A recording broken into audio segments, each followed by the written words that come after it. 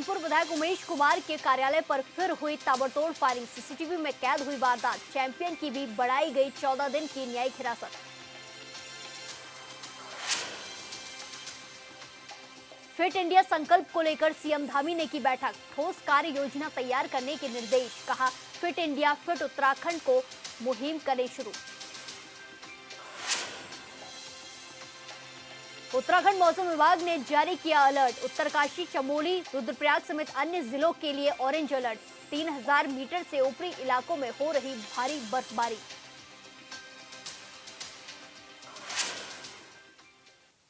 नमस्कार, hornbill TV में आपका स्वागत है और मैं आपके साथ प्रिया बिस्ट। खबरों की शुरुआत करते हैं।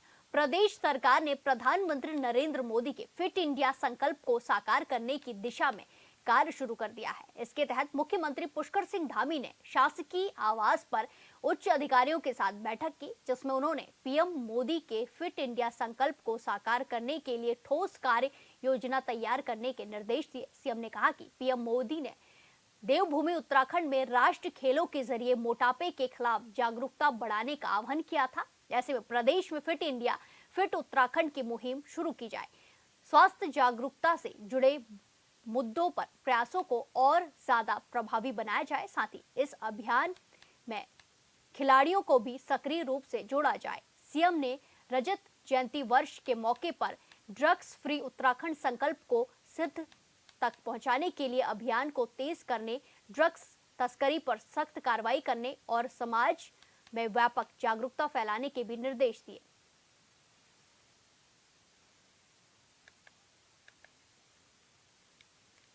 इस खबर पर हमारे साथ संवाददाता अरुण सैनी फोन लाइन पर जुड़ चुके हैं। अरुण, जिस तरीके से खबरें सामने आ रही है फिट इंडिया मूवमेंट को लेकर उत्तराखंड में भी अब तैयारियां शुरू कर दी गई हैं, क्या कुछ जानकारी, क्या कुछ अपडेट?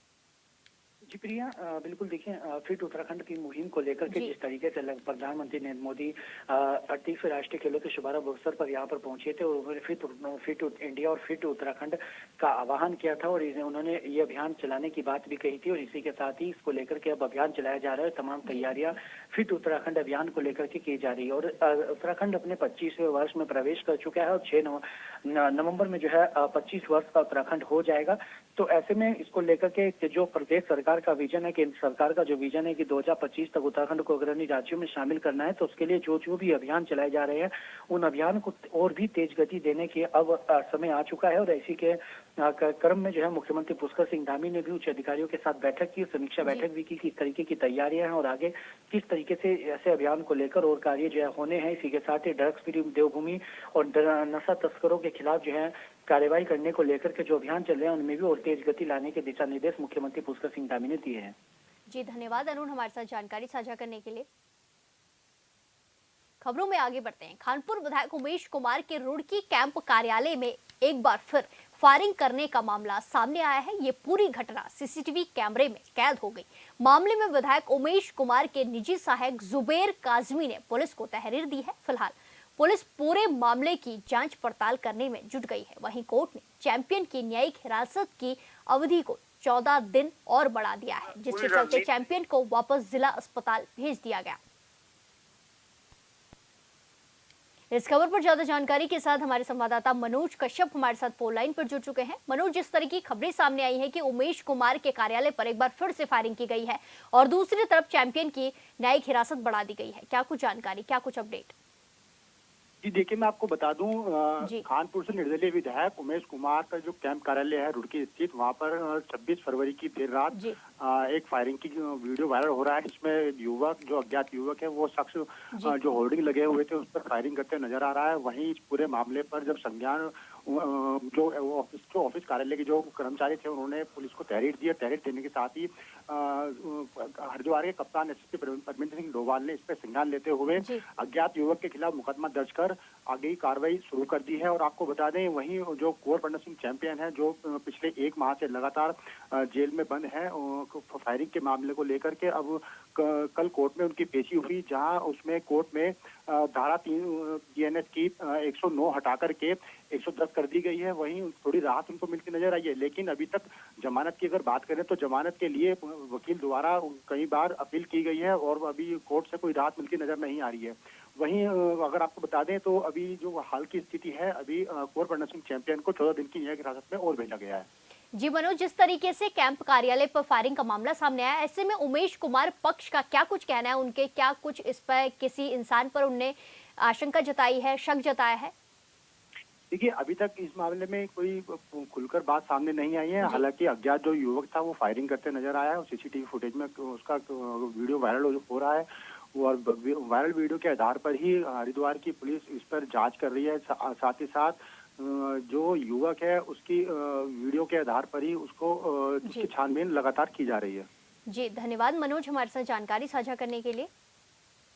इस वक्त की बड़ी खबर उत्तराखंड के मौसम से जुड़ी हुई है, जहां मौसम विभाग ने जारी किया अलर्ट। भारी बारिश और बर्फबारी का ऑरेंज अलर्ट जारी किया है। मौसम विभाग ने भारी बारिश और बर्फबारी का ऑरेंज अलर्ट जारी किया है। उत्तरकाशी, चमोली, रुद्रप्रयाग समेत अन्य जिलों में अलर्ट जारी किया है। करीब 30 घंटे से रुक रुक कर बारिश हो रही है। 3000 मीटर से ऊपरी इलाकों में बर्फबारी देखने को मिल रही है। वहीं 26 फरवरी रात से बदल गया था मौसम का मिजाज। 26 फरवरी से लगातार उत्तराखंड के कई जिलों में रुक रुक कर बारिश होती नजर आ रही है। वहीं मौसम विभाग ने भी अलर्ट जारी किया है, ऑरेंज अलर्ट जारी किया है। कई जिलों के लिए ऑरेंज अलर्ट जारी किया गया है। भारी बर्फबारी और बारिश के लिए यह अलर्ट जारी किया गया, जिसके बाद लगातार 26 फरवरी रात से मौसम का मिजाज बदला हुआ नजर आ रहा है।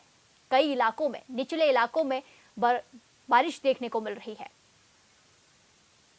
इस खबर पर ज्यादा जानकारी के साथ हमारे संवाददाता योगेश आर्य हमारे साथ फोन लाइन पर जुड़ चुके हैं। योगेश, जिस तरह की खबरें सामने आई है, उत्तराखंड के मौसम ने करवट ले ली है और ठंड बढ़ चुकी है बारिश और बर्फबारी की वजह से, क्या कुछ जानकारी, क्या कुछ अपडेट? देखिए बिल्कुल प्रिया, जिस तरह देखा जाए कि मौसम विभाग ने अलर्ट जारी किया है और प्रदेश भर में लगातार जो है बारिश हो रही है। देखा जाए तो 30 घंटों से अधिक हो गया है रुक रुक कर बारिश हो रही है। और मौसम अगर देखा जाए तो मौसम विभाग ने जिस तरह से अलर्ट जारी किया गया, उत्तरकाशी, चमोली, रुद्रप्रयाग सहित अन्य जिलों में ऑरेंज अलर्ट जारी किया है। और जिससे देखा जाए कि पश्चिमी विक्षोभ और मजबूत होकर सक्रिय होगा आज से। और ऐसे में देखा जाए तो आज पूरा दिन जो है बारिश रहने वाली है। 3000 मीटर से ऊपर के इलाकों में देखा जाए तो जमकर बारिश होने की संभावना। लेकिन 26 फरवरी की रात से मौसम बदल गया था और देखा जाए तो जिस तरह से मौसम विभाग ने पूर्वानुमान जताया था कि 26 की रात से लगातार पश्चिमी विक्षोभ सक्रिय हो जाएगा। उसके बाद से बारिश देखने को मिलेगी प्रदेश भर में। मैदानी इलाकों में वर्षा होगी तो वहीं जो है पहाड़ी इलाकों में बर्फबारी देखने को मिलेगी। तो निश्चित तौर पर उसी तरह से 26 फरवरी से रात भर से रुक रुक कर बारिश हो रही है और 36 घंटे से अधिक हो गया है लगातार बारिश और बर्फबारी जारी है। और ऐसे में जिस तरह से ऑरेंज अलर्ट आज को लेकर के जारी किया गया है, जिसमें खासतौर पर उत्तरकाशी, चमोली, रुद्रप्रयाग सहित अन्य जिले जो पहाड़ी जिले हैं वो भी शामिल है। तो ऐसे में बिल्कुल निश्चित तौर पर जो है बर्फबारी और बारिश हो रही है और इससे जो है मैदानी इलाकों में ठंडक भी बढ़नी शुरू हो गई है। हालांकि मौसम विभाग का मानना है कि कल तक जो है मौसम साफ हो जाएगा, लेकिन उसके बाद जिस तरह से बर्फीली हवाएं चलेंगी वो भी मैदानी इलाकों के लिए ठंडक बढ़ाने के लिए काफी होंगी। तो देखिए बिल्कुल सुबह से बारिश हो रही है और इस तौर पर देखा जाए तो कई जगह पर जो है जलभराव की स्थिति भी सामने आ रही है। और इसी के साथ साथ स्कूली जो बच्चे हैं वो भी काफी मशक्कत के बाद स्कूल पहुंचे हैं। जी योगेश, जिस तरीके से आपने बताया कि स्कूलों के बच्चे काफी दिक्कतों के साथ स्कूल पहुंचे, ऐसे में जो सड़क है, गाड़ियों की रफ्तार है जो, उस पर क्या कुछ इस बारिश का असर देखने को मिल रहा है? हाँ देखिए बिल्कुल, जिस तरह से देखा जाए कि ट्रैफिक की अगर आज देखी जाए तो ट्रैफिक व्यवस्था जो है वो चरमराई है। उसका मुख्यतः कारण ये है कि आज जैसे बारिश हो रही है, रात भर से तेज बारिश है, उसकी वजह से जो लोग अपनी जो ऑफिस जा रहे हैं या अपने काम काज पर जो है जाते हुए नजर आ रहे हैं, या कहा जाए कि इधर उधर अपने जरूरी काम से जा रहे हैं, तो निश्चित तौर पर गाड़ी का सहारा ले रहे हैं। और इस वजह से जो ट्रैफिक है उस पर जो है काफी दबाव हुआ है। तो इसलिए कई जगह पर जो है जाम की समस्याएं भी बनी है। और इसी वजह से देखा जाए तो जो स्कूली बच्चे हैं उनको काफी देरी का सामना भी करना पड़ा। कई जगह पर जलभराव की वजह से जो बच्चे हैं उनको जो है उसी पानी से होकर स्कूल जाना पड़ा। तो निश्चित तौर पर आज थोड़ी सी व्यवस्थाएं जो है वो चल रही है, लेकिन इससे सबक अभी लेने की आवश्यकता है प्रशासन को कि आने वाले कल में जब जल्द ही मानसून की शुरुआत होगी 2-3 महीने बाद, तो उस दौरान जो है जब लगातार बारिश देखने को मिलेगी तो तमाम व्यवस्थाएं उस अवस्थाओं में बदल जाती है। तो ऐसे में अभी से जो छुटपुट बारिश है इनसे सबक लेना होगा और इनसे लेकर के आगे व्यवस्थाएं करनी होंगी। जी धन्यवाद योगेश, हमारे साथ जानकारी साझा करने के लिए। खबरों में आगे बढ़ते हैं। अगली बड़ी खबर रुद्रप्रयाग से जुड़ी है, जहां रुद्रप्रयाग में बर्फबारी का खूबसूरत नजारा देखने को मिला है। गौरीकुंड में हुई बर्फबारी, निचले इलाकों में कल से लगातार बारिश हो रही है। बारिश बर्फबारी के चलते ठंड बढ़ गई है। ये तस्वीरें आपको रुद्रप्रयाग से दिखाई जा रही हैं, जहां बारिश के चलते ठंड बढ़ गई है। गौरीकुंड में भारी बर्फबारी देखने को मिली है। ये तस्वीरें आपको गौरीकुंड की दिखाई जा रही है, जहां बर्फबारी के चलते ठंड बढ़ गई है। निचले इलाकों में कल से लगातार बारिश हो रही है। वहीं 3000 से ऊपरी इलाकों में लगातार बर्फबारी देखने को मिल रही है। बर्फबारी और बारिश के चलते ठंड बढ़ गई है। ये तस्वीरें आपको दिखाई जा रही हैं। बड़ी खबर आपको रुद्रप्रयाग से बता रहे हैं, जहां बर्फबारी का खूबसूरत नजारा देखने को मिल रहा है। तो खूबसूरत नजारे के साथ साथ बर्फबारी की वजह से ठंड भी बढ़ गई है।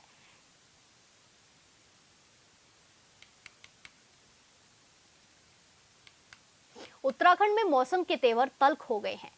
पहाड़ से मैदान तक बादलों ने डेरा जमा लिया है और सुबह से ही चोटियों पर हिमपात, निचले इलाकों में रिमझिम बारिश का सिलसिला चलता रहा, जिससे पारे में भारी गिरावट दर्ज की गई है। इससे और भी ज्यादा ठिठुरन बढ़ गई है। मैदानी इलाकों में जमकर बारिश हो रही है। मौसम विभाग के अनुसार आज भी प्रदेश भर में बादल छाए रहने का अनुमान जताया जा रहा है। 6 जिलों में भारी वर्षा और बर्फबारी को लेकर ऑरेंज अलर्ट जारी किया गया है। ये 2 तस्वीरें सामने आई है, एक लक्सर की है तो दूसरी हल्द्वानी की है। दोनों जिलों में बर्फबारी देखने को मिल रही है। बर्फबारी के चलते ठंड भी बढ़ गई है। सड़कों पर पानी भरता हुआ भी नजर आ रहा है। इसी के साथ ठंड भी बढ़ गई है। रिमझिम बारिश कल से लगातार जारी है। उत्तराखंड के कई जिलों में बारिश का अलर्ट जारी किया गया था और अब कल से लगातार झमाझम बारिश होती नजर आ रही है। वहीं ऊपरी इलाकों पर बर्फबारी देखने को मिल रही है। वहीं निचले इलाकों पर लगातार बारिश चल रही है। कई घंटों से ये बारिश की खबरें सामने आ रही है। ये तस्वीरें आपको दिखाई जा रही है लक्सर और हल्द्वानी से। पहली तस्वीर लक्सर से है, जहां बारिश होती दिखाई दे रही है, तो दूसरी तस्वीर हल्द्वानी से है, जहां भी घने बादल छाए हुए हैं, जिसकी वजह से हल्द्वानी शहर में बारिश की खबरें सामने आ रही है। बारिश होती हुई नजर आ रही है। उत्तराखंड ऊर्जा आउटसोर्स संगठन ने ठेका कर्मचारियों की लंबित समस्याओं को लेकर विद्युत वितरण विभाग रुड़की के कार्यालय के बाहर धरना प्रदर्शन किया। संगठन ने विभागीय अधिकारियों को ज्ञापन सौंपते हुए कर्मचारियों के वेतन भुगतान में हो रही देरी और पीआरडी में समायोजन कर्मचारियों का कहना है कि ग्रामीण क्षेत्रों में कार्यरत आउटसोर्स कर्मचारी लंबे समय से समय पर वेतन नहीं मिलने की समस्या से जूझ रहे हैं। इससे उनके जीवन यापन पर सीधा असर पड़ रहा है और परिवार का पालन पोषण करना कठिन हो गया है। उन्होंने कहा कि प्रदेश सरकार कई बार ये संकेत दे चुकी है कि ठेका कर्मचारियों को पीआरडी में समायोजित किया जाए, लेकिन अब तक इस दिशा में कोई ठोस कदम नहीं उठाया गया है। उन्होंने सरकार से जल्द स्पष्ट नीति बनाने की मांग की है, ताकि कर्मचारियों का भविष्य सुरक्षित हो सके।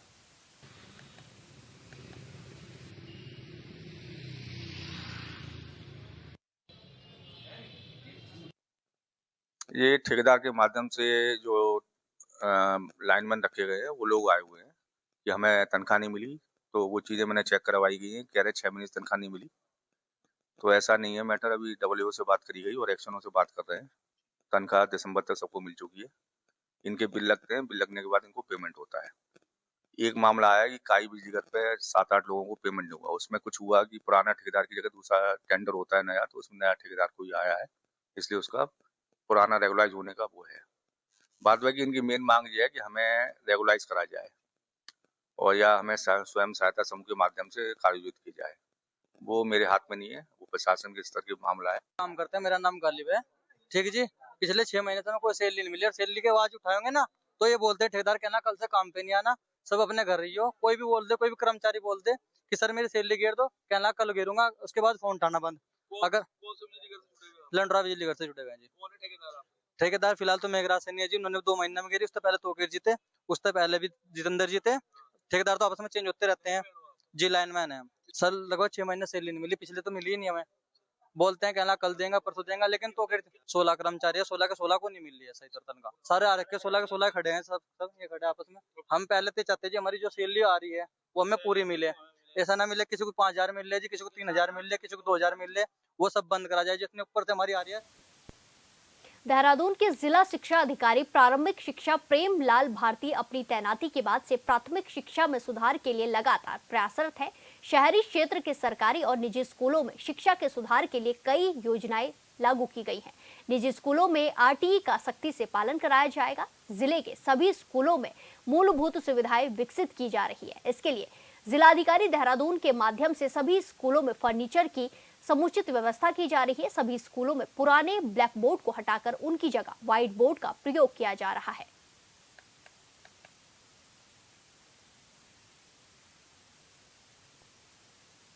खबरों में आगे बढ़ते हैं। आरटीओ कार्यालय देहरादून में नवनियुक्त एआरटीओ को लेकर एक मीटिंग रखी गई, जिसकी अध्यक्षता आरटीओ प्रशासन सुनील शर्मा ने की। इस दौरान आरटीओ ने उनका प्रेजेंटेशन लिया और आरटीओ के नियमों से अवगत भी कराया, जिसको लेकर आरटीओ ने कहा कि नए एआरटीओ परिवहन विभाग में आए थे, जिनकी 15 दिन की फील्ड ट्रेनिंग की हुई। उन्होंने बताया कि इनका प्रेजेंटेशन लिया गया है, इसके बाद इनकी तैनाती कर दी जाएगी।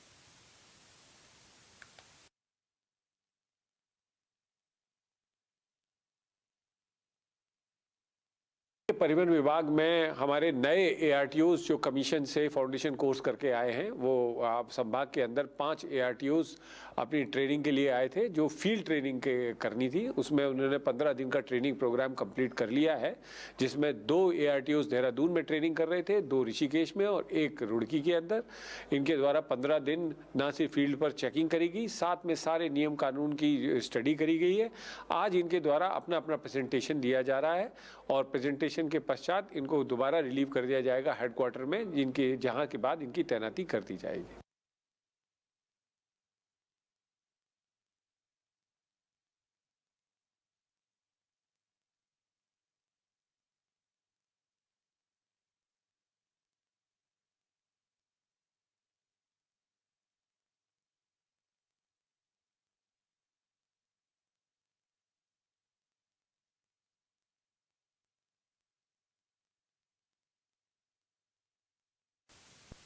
उत्तराखंड में पहाड़ और मैदान को लेकर हो रही राजनीति की वजह से राज्यवासियों की भावनाएं आहत हो रही है। सीएम धामी ने राज्यवासियों से अपील की है कि वो किसी के बहकावे में नहीं आए। वहीं उन्होंने सत्ता पक्ष और विपक्ष के नेताओं को संदेश दिया है कि राज्य की एकता और अस्मिता के साथ खिलवाड़ होगा तो इसे बर्दाश्त नहीं किया जाएगा। सवाल यह है कि क्या सीएम के कहने पर मामला शांत हो जाएगा? आपको इसी खबर पर छोड़े जाते हैं। देखते रहिए हॉर्नबिल टीवी। नमस्कार।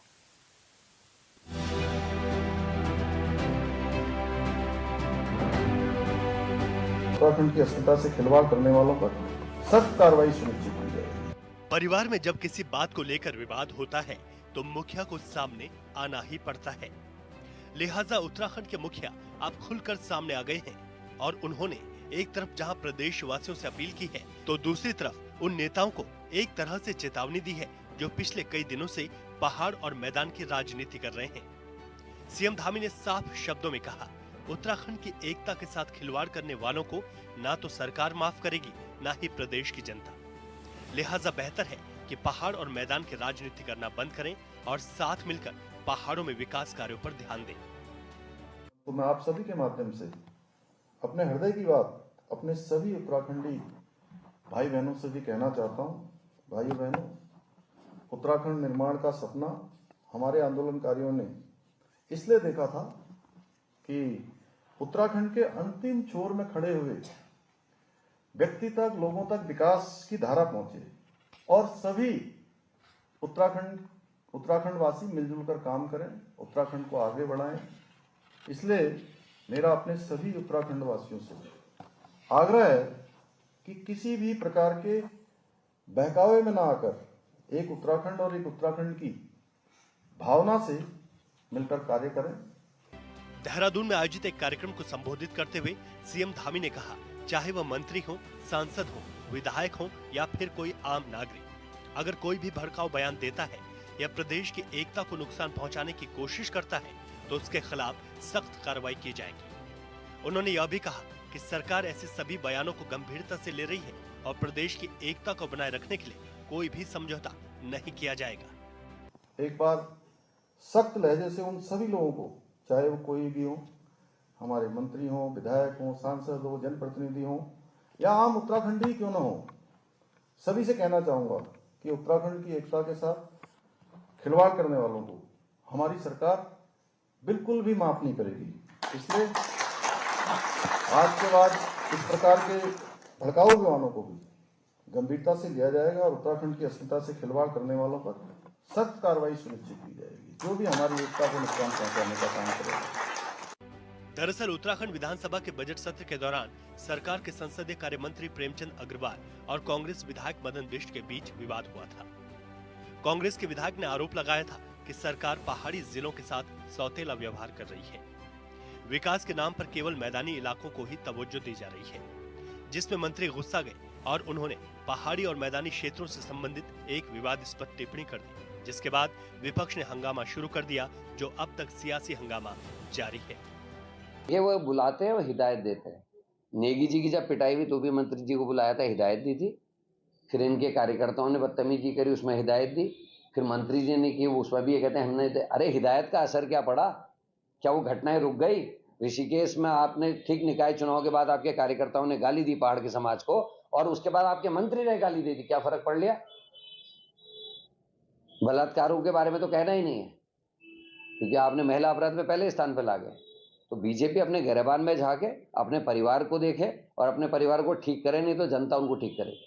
लेकिन जिस प्रकार से लगातार 3-4 दिन से कांग्रेस मुद्दे को एक प्रकार से उसका जो समाज का द्वेष पैदा करने का जो काम कर रहा है, उसके आधार में फिर अपील कर रहा हूँ, सोशल मीडिया के जगत के लोगों से अपील कर रहा हूँ, पहचानिए देवभूमि के अंदर इस प्रकार का माहौल किसी ने किया। मैं डांट लगाई अपने मंत्री की, तो क्या मैं फिर कह रहा था, इतना नैतिक बल कांग्रेस के अध्यक्ष में है? आज भी जो पहाड़ मैदान की जो वहां पर चर्चा कर रहे हैं, उनको बुलाकर चर्चा करे।